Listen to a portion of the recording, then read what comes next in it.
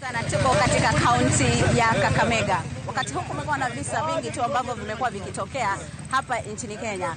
Baadhi ya wanasiasa wakidaiwa kuwa wamekuwa wakiwalipa wafuasi wao ama watu kuweza kuhudhuria vikao ama mikutano zao za hadhara.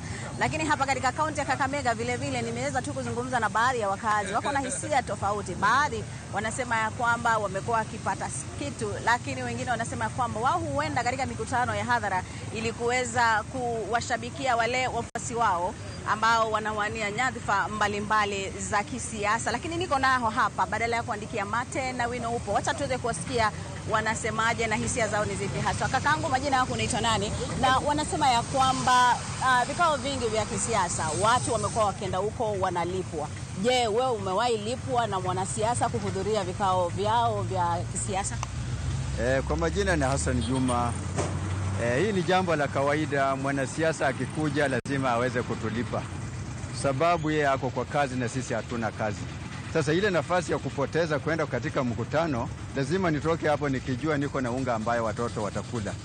Na la msingi ni kwamba mara mingi huwa hawa viongozi wa wanafail. Sababu hiyo pesa wanachukua wanapatia viongozi wetu.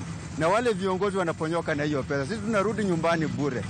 Hiyo ndio tatizo ambalo tuko nalo. Sasa mwanasiasa akikuja adili na kila mmoja kibinafsi, si apatie pesa viongozi ambao wanatuongoza. Hiyo pesa wanatoroka nayo.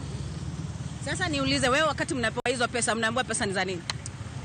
Hiyo pesa huwa tunapewa tu ni ile pesa ambayo tumepotezea muda wetu kwenda kukaa katika huo mkutano. Ndio lengo la hiyo pesa. Labda pengine kwa kiwango mnalipa pesa ngapi? Huwa tunapewa shilingi 500, lakini ikifika kwa viongozi wetu wanaweka 300 kwa mfuko, wanatupatia 200. Sawa kabisa. Acha niweze kumsikia wengine. Majina yako, hisia zako ni zipi? Unalipwa unapoenda katika mikutano za hadhara za wanasiasa? Mimi kwa majina naitwa Henry Urula. Mimi kwa nini sijawahi ona tukilipwa. Ili hadi tunaongeleshwa na yale yenye tunaambiwa hatuoni ikifanyika. Kila tunaweza omba tu president, yale umetuahidi uanze kuifanya, usifikirie muda imeisha. Sisi tunangojea tu utufanyie maendeleo. Labda kando na viongozi wa kitaifa, hapa kunao wakilishi wadi, kunao wabunge, kunao maseneta. Wakati mnaenda kwa vikao vyao unasema kwamba hakuna kitu mnapewa? Hakuna kitu tunapewa. Asante sana. Labda pengine maoni yako ni yapi hasa kwa wale ambao labda wanapoitisha vikao vyao wanalipwa? Wenye wanalipwa hao ndio wanasuia maendeleo yetu. Sawa kabisa. Kaka, naomba usonge kidogo. Majina yako na hisia zako ni zipi? Majina naitwa Justus Msungu, nikiwa mwenyekiti wa bodaboda Kakamega County. Hisia zangu ni ya kwamba wakati mimi naenda kwa wanasiasa, napeleka lalamishi zetu ambayo wana bodaboda wetu wanapitia, kama njia ni mbaya, kama wengine hawana vile wanaweza peleka watoto shuleni. So tunataka wanasiasa wasaidie kujimutu kimaisha, hatutaki walipe bodaboda sasa tuwaende kwa siasa. Hisia yetu ni kwamba tuende kwa siasa, tuambie ile majukumu tunahitaji ili watekeleze. Sio ati tulipwe. Wakituonga hiyo imaanisha kwamba hatuna usawa katika serikali. Umesema kwamba wewe ni mwenyekiti na mara nyingi wana bodaboda wameshtumiwa kabisa katika kutumiwa na wanasiasa wakati wako na mikutano za hadhara. Na wengi sana ndio wanakuwa katika hizo mikutano. Ina maana kuwa mnaenda pale kwa sababu mnawapenda wanasiasa ambao mnawafuata? Wengi sasa kuna wanasiasa wengine ambao wapati taratibu ya bodaboda, hawakuja katika viongozi wasema wanataka kuwa na mkutano na bodaboda. Wanakuja kwa stage kama kuna vijana na njaa, wanawaambia tupatie tutawapea shilingi 200. So unapata kwamba wana bodaboda wengi amewapewa 200, lakini sisi kama viongozi hatujui ile mikutano. So ndio posa tukasema ya kwamba lazima wanasiasa apate utaratibu wa sekta yoyote ya bodaboda ya matatu, ajue leadership yao iko namna gani. Hisia zako ni zipi katika zile mikutano ambazo wanasiasa wengi wanawalipa wananchi ndiposa waweze kuhudhuria? Mimi najua kwamba mwanasiasa mwenye anahonga vijana wangu wa bodaboda ya kwamba ndio waende kwa mkutano, wanafanya incitement kwa wengine. Na sisi kama viongozi hataki incitement katika nchi yetu ya Kenya, nataka tuwe na usawa ili tusiwe na uchochezi upande zozote. Asante kabisa. Kaka naomba usonge kidogo, sijui kama pia unaweza toa maoni yako. Kwa majina ni Brooklyn Rasani. Kaja hapa Kakamega, nafanya kazi ya bodaboda. Mara mingi sana tumeona president alikuwa na mikutano. Magari zinabeba watu kutoka Bungoma wapi na wapi. Na lengo lao watu kukuja hapa huwa wanakuanga wameambiwa mkipati mtapofika pale mkutano ikiisha mtapewa shilingi 1,000. Wengi wamekuwa wakilalamika. Hata mimi mmoja. Unaweza ambiwa kwamba wacha kazi uende uhudhurie mkutano wa rais amekuja mahali fulani, lakini viongozi wetu wanatushukisha chini.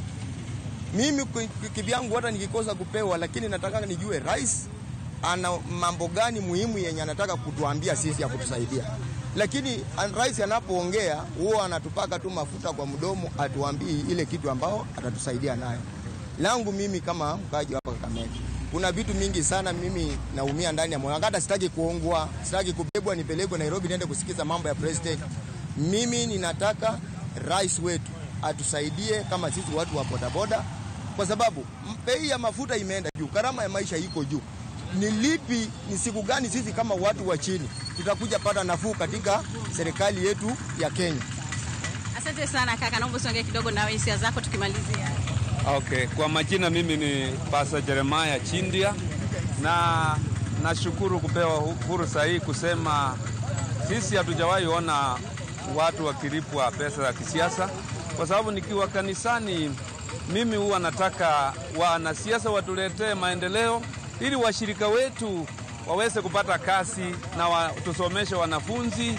Kwa mfano sasa Kakamega wakileta maendeleo, makampuni sikuweko, washirika wetu watakuwa vizuri, watashiriki wakienda kasini na wakirudi kanisani, hata wakiporesha kanisa kwa ujenzi. Kwa hivyo nashukuru sana, nikisema wanasiasa tu watuletee maendeleo ndio tunataka. Hatujawahi ona wakitulipa. Asante sana kwa maoni yako. Kaka, uko na maoni yako tukimalizia jamani? Kwa majina mimi naitwa Zistaindama. Nimefurahia kwa kuja kupata maoni yetu. Sisi wana bodaboda tunatumia sana wanasiasa. Sasa kuambia unataka bodaboda 10, twende tutoe rais uwanja ndege. Na already wamewasha walipa pesa tupewe sisi tuweke mafuta. Wakati tunaenda uwanja ndege tunatoa rais tunamleta hapa, tunatoka bure. Huyu mwanasiasa mwenye ametupanga ametuepa. Pikipiki zinazuka na tunalipa loan. Wengine uko nyumba tunalipa shule, nyumba wengine tumerent. Atulipi napata hiyo siku imeenda hivyo. Ukipata mwanasiasa hiyo siku ukimpata anaepa, haonekani anaenda ngambo. Sisi tunaomba hivi, sisi wana bodaboda tuache kutumiwa kwamba kuja twende tuchukue mtu fulani tulipe. Sisi tufanye kazi yetu, tumungoje tu kwa debe. Tutamuuliza swali, unakumbuka siku fulani? Yangu ni hayo. Sawa kabisa. Kwa ufupi tunamalizia, dakika zetu zimekamilika. Kwa jina naitwa Charles Mzila Shitote, kwa chairman wa Equity. Mimi naweza omba wanasiasa wasitutumie bodaboda kama zile vyombo za kuwaonyesha hao wana umaarufu. Labda niulize, mnalipwa wakati mnaenda katika vikao vya kisiasa? Zile vikao za kisiasa wanaweza ita karibu bodaboda, tuseme karibu hata 20. Wanapoenda watakaa nao. Dakika ya mwisho mwanasiasa yeye ametaka kujitumia anufaika aende, anawaacha bila hata malipo. Kilicho tunatakana mwanasiasa akuje stage ajue viongozi ni wakina nani. Ikuwe ni kushikana na viongozi kwanza, ndio hiyo viongozi akienda itakuwa sasa kiongozi wananchi wake wale bodaboda, because pia sisi tuko na macheo wale wananchi wadogo. Niulize tu kwako kidogo, hisia zako ni zipi kwa wale ambao wanawalipa wananchi waweze kuhudhuria mikutano yao ya hadhara? Mimi sasa kama hisia yangu chenye naweza sema, naweza penda tusikubali hata kulipwa, because akilipa sisi atusaidii. Afadhali atengeneze vitu kama akuje kitu kama sako, anajua mko na sako gani. Hiyo pesa bali awape kidogo, awawekee mahali, nyinyi wenyewe mjipange kama viongozi na wananchi wako. Asante sana kabisa. Maoni yako ya mwisho, dakika, nusu dakika tafadhali. Nusu dakika. Mimi maoni yangu kama mimi naitwa Justus Oyolo, mkaji wa hapa town, na kwa wanasiasa wengi sisi kama watu wa bodaboda wametumia vizuri, wametumia vibaya. Na njia yenye wametumia nayo, kuna viongozi wetu wa wanabodaboda wanga wanajitokeza. Unapata kuna viongozi wengine wanajitokeza kama viongozi na si watu wa bodaboda, lakini wale wanasiasa wenye wanatoa pesa zile za kufadhili watu wa bodaboda hawaja confirm kwa ground. Tunalipwa ama hamlipwi? Hatulipwi chochote, na kama tunalipwa tunapewa 200 ya mafuta tu peke yake, ilhali unapata ule mwanasiasa amesema kwa kila kichwa 2000 ama kwa kila kichwa 1000. Sasa wakati tunatoka kwa stage tunajua tuko na thao yetu kwa siku, at the end of the day nalipa loan na familia kwa nyumba utapelekea kitu. Lakini at the end of the day unapata alikabidhi hiyo pesa kwa mikono ya mabrokers. Sasa ile pesa sisi haitufikii venye alikuwa ameahidi. Sawa. Asante kabisa. Najua kwamba watu wengi tu wanataka kuzungumza. Naomba usonge kidogo tafadhali. Watu wengi wanataka kuzungumza, lakini kwa sababu ya muda jamani, itabidi tumekomea hapo. Umeweza kusikia ya kwamba tu ni maoni ya wakazi hapa katika kaunti ya Kakamega, baadhi wakikiri kwamba wamekuwa wakipokea hizi fedha wakati wanahudhuria vikao vya wanasiasa ama mikutano ya hadhara, baadhi wakisema kwamba hawalipwi. Basi ni hizo tu hisia za wakazi wa kaunti ya Kakamega. Narudisha kwako studioni, naitwa Violet Auma.